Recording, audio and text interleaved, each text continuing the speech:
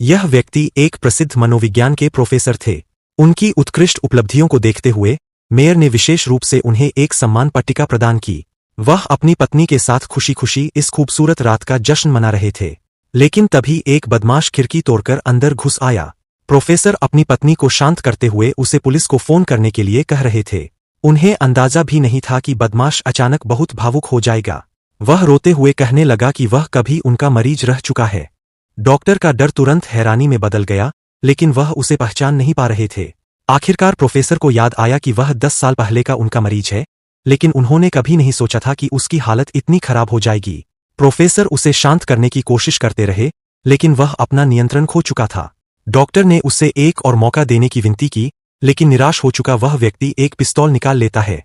इस घटना ने डॉक्टर को गहरे अपराधबोध में डाल दिया। 1 साल बाद उनकी मुलाकात एक छोटे लड़के से हुई। यह लड़का उस पुराने मरीज की तरह ही था, माता-पिता अलग, मानसिक आघात से ग्रस्त और लोगों की नज़र में एक अजीब बच्चा।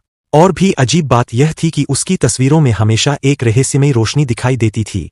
प्रोफेसर ने तय किया कि वह इस बच्चे की मदद करेंगे, मानो यह उनके पुराने मरीज के लिए एक प्रायश्चित हो। पहली बार उन्होंने बच्चे का पीछा किया और उसे चर्च तक जाते देखा। वह अकेले खिलौनों से खेल रहा था। प्रोफेसर ने उसके हाथ पर खरोंच के निशान देखे, लेकिन बच्चा कुछ बोले बिना चला गया।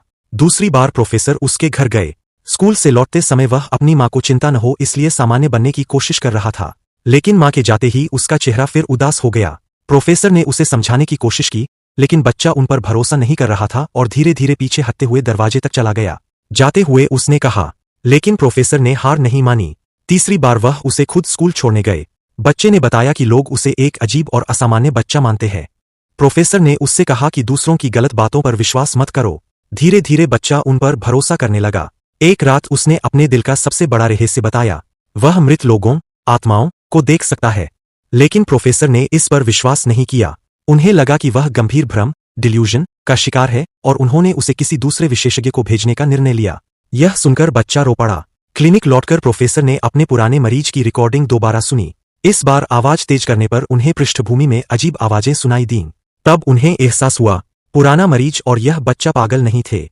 वे सचमुच ऐसी चीजें देख रहे थे जिन्हें बाकी लोग नहीं देख सकते।